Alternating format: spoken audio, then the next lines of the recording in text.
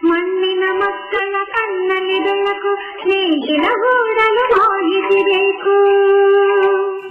ಕೇಳಿ, ಶಿವಮೊಗ್ಗದ ಇರುವಕ್ಕಿ ಮತ್ತು ನವಿಲೆಯ ಕೆಳದಿ ಶಿವಪ್ಪನಾಯಕ ಕೃಷಿ ಮತ್ತು ತೋಟಗಾರಿಕೆ ವಿಜ್ಞಾನಗಳ ವಿಶ್ವವಿದ್ಯಾಲಯ ಇವರ ಪ್ರಾಯೋಜಿತ ಕಾರ್ಯಕ್ರಮ UAHS ನೇಗಿಲ ಮಿಡಿತ.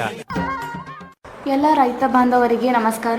ನನ್ನ ಹೆಸರು ಕಾಸಿಂಬಿ ಹೊನ್ನಳ್ಳಿ, ಅಂತಿಮ ವರ್ಷದ ಕೃಷಿ ವಿದ್ಯಾರ್ಥಿನಿ, ಕೆಳದಿ ಶಿವಪ್ಪನಾಯಕ ಕೃಷಿ ಮತ್ತು ತೋಟಗಾರಿಕಾ ವಿಜ್ಞಾನಗಳ ವಿಶ್ವವಿದ್ಯಾಲಯ ಇರುವಕ್ಕಿ.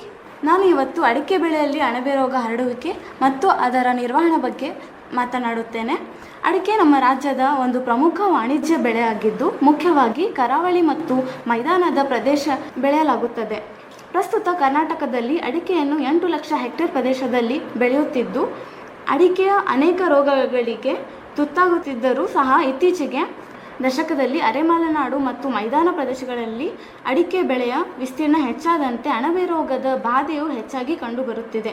ಆದ್ದರಿಂದ ಈ ರೋಗದ ಲಕ್ಷಣಗಳು, ಹರಡುವಿಕೆ ಮತ್ತು ನಿರ್ವಹಣಾ ಕ್ರಮಗಳನ್ನು ತಿಳಿಸುತ್ತೇನೆ.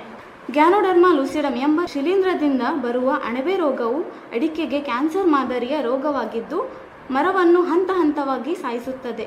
ಈ ರೋಗವು ಕರ್ನಾಟಕ, ಕೇರಳ, ಅಸ್ಸಾಂ ಮತ್ತು ತಮಿಳುನಾಡಿನ ರಾಜ್ಯಗಳಲ್ಲಿ ಹೆಚ್ಚಾಗಿ ಕಂಡುಬರುತ್ತದೆ. ಸಾಧಾರಣವಾಗಿ 18 ವರ್ಷ ಅಥವಾ 15 ವರ್ಷ ಮೇಲ್ಪಟ್ಟ ವಯಸ್ಸಿನ ಮರಗಳನ್ನು ಬಾಧಿಸುತ್ತದೆ. ಈ ರೋಗ ಹೇಗೆ ಹರಡುತ್ತದೆ ಅಥವಾ ನಾವು ಇದನ್ನು ಹೇಗೆ ಗುರುತಿಸಬೇಕು? ಅಣಬೆ ರೋಗ ಪೀಡಿತ ಮರಗಳನ್ನು ಪ್ರಥಮವಾಗಿ ಹೊರಸುತ್ತಿನ ಎಳೆಗಳು ಹಳದಿಯಾಗುತ್ತದೆ, ಅಡಿಕೆ ಗೊನೆಗಳು ಒಣಗಿ ಜೋತು ಬೀಳುತ್ತದೆ, ಕಾಯಿಗಳು ಉದುರುತ್ತವೆ, ಮುಂದುವರೆದು ಸಂಪೂರ್ಣ ಎಲೆಗಳನ್ನು ಒಣಗಲು ಆರಂಭಿಸುತ್ತದೆ. ಎರಡನೆಯದಾಗಿ ಮರದ ಬುಡದಿಂದ 2 ಅಥವಾ 3 ಅಡಿ ಎತ್ತರವರೆಗಿನ ಕಾಂಡದಲ್ಲಿ ಬಿರುಕುಗಳನ್ನು ಕಂಡುಬರುವುದು, ಅವುಗಳ ಮೂಲಕ ಕಂದು ಬಣ್ಣದ ದ್ರವ ಹೊರಬರುತ್ತದೆ.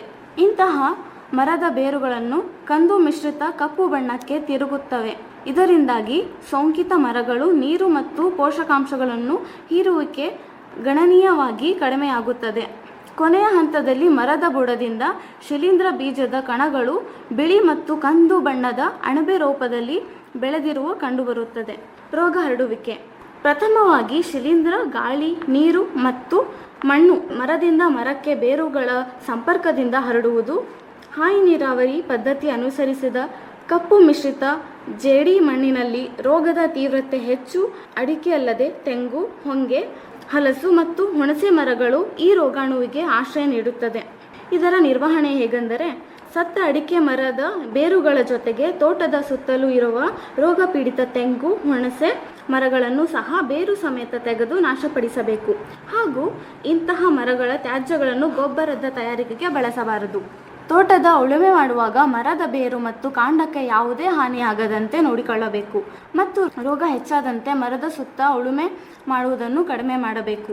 ಹಾಗೂ ರೋಗವು ಜಾಸ್ತಿ ಆದಂತಹ ಹಂತದಲ್ಲಿ ಶಿಲೀಂಧ್ರನಾಶಕಗಳಾದ ಟೆಬುಕೊನೊಜಲ್, ಹೆಕ್ಸಾಕೊನೊಜಲ್ ಅನ್ನು 1 ಮಿಲಿಲೀಟರ್ ಪ್ರತಿ ಲೀಟರಿನಲ್ಲಿ ಬೆರೆಸಿ ಗಿಡದ ಸುತ್ತೋಲೆ ಪ್ರತಿ ಮರಕ್ಕೆ 5 ರಿಂದ 10 ಲೀಟರ್ ಅನ್ನು 3 ತಿಂಗಳಿಗೊಮ್ಮೆ ಹಾಕುವುದರಿಂದ ರೋಗವನ್ನು ನಿರ್ವಹಣೆ ಮಾಡಬಹುದು. ಹೆಚ್ಚಿನ ಮಾಹಿತಿಗಾಗಿ 9741533618ಗೆ ಸಂಪರ್ಕಿಸಿ. ಧನ್ಯವಾದಗಳು. ನಾನು ಡಾಕ್ಟರ್ RC ಜಗದೀಶ್, ಕುಲಪತಿಗಳು, ಕೃಷಿ ಮತ್ತು ತೋಟಗಾರಿಕಾ ವಿಜ್ಞಾನಗಳ ವಿಶ್ವವಿದ್ಯಾನಿಲಯ ಶಿವಮೊಗ್ಗ ವತಿಯಿಂದ ತಮ್ಮಲ್ಲಿ ಕೇಳ್ಕೊಂಡಿದ್ದೆ, ನಮ್ಮ ನೇಗಿಲೆ ಮಿಡಿತ ಕಾರ್ಯಕ್ರಮವನ್ನು ತಾವೆಲ್ಲ ತಪ್ಪಲೆ ಕೇಳಬೇಕು. ನಮ್ಮ ನೇಗಿಲೆ ಮಿಡಿತ ಪಬ್ಲಿಕೇಶನ್ ಎಲ್ಲ ಪ್ರತಿಯೊಬ್ಬರು ತಗೋಬೇಕು, ಅದರ ಸದುಪಯೋಗ ಪಡ್ಕೊಳ್ಬೇಕು. ಅದೇ ರೀತಿ ನಮ್ಮ ವಿಶ್ವವಿದ್ಯಾಲಯಕ್ಕೆ ಭೇಟಿ ನೀಡಿ ನಮ್ಮ ಎಲ್ಲ ಕಾರ್ಯಕ್ರಮಗಳಲ್ಲಿ ಭಾಗವಹಿಸಿ ನಮ್ಮ ಎಲ್ಲ ಸಂಶೋಧನಾ ಫಲಗಳು ರೈತರಿಗೆ ತಲುಪುವಂತೆ ತಾವೆಲ್ಲ ಬರಬೇಕು ಅಂತ ಮತ್ತೊಮ್ಮೆ ಕೇಳ್ತಾ ನನ್ನ ಮಾತುಗಳನ್ನು ಮುಗಿಸ್ತೇನೆ. ಇದುವರೆಗೆ ಶಿವಮೊಗ್ಗದ ಇರುವಕ್ಕಿ ಮತ್ತು ನವಿಲೆಯ ಕೆಳದಿ ಶಿವಪ್ಪನಾಯಕ ಕೃಷಿ ಮತ್ತು ತೋಟಗಾರಿಕೆ ವಿಜ್ಞಾನಗಳ ವಿಶ್ವವಿದ್ಯಾಲಯದ ಪ್ರಾಜೆಕ್ಟ್ವದ ಅಡಿಯಲ್ಲಿ ಆಕಾಶವಾಣಿ ಭದ್ರಾವತಿ ಕೇಂದ್ರದಲ್ಲಿ ಸಿದ್ಧಪಡಿಸಲಾದ ಕೃಷಿ ಮತ್ತು ಕೃಷಿ ಅವಲಂಬಿತ ವಿಷಯಗಳ ಜ್ಞಾನ ತುಂಬುವುದಕ್ಕಾಗಿಯೇ ಇರುವ ವಿಶೇಷ ಕಾರ್ಯಕ್ರಮ UAHS ನೇಗಿಲ ಮಿಡಿತ ಆಕಾಶವಾಣಿ ಭದ್ರಾವತಿ, ಚಿತ್ರದುರ್ಗ ಮತ್ತು ಮಂಗಳೂರು ಕೇಂದ್ರದಿಂದ ಏಕಕಾಲಕ್ಕೆ ಪ್ರಸಾರವಾಯಿತು. ಪ್ರಸ್ತುತಿ ಡಾಕ್ಟರ್ SM ಸುಧಾಕರ್.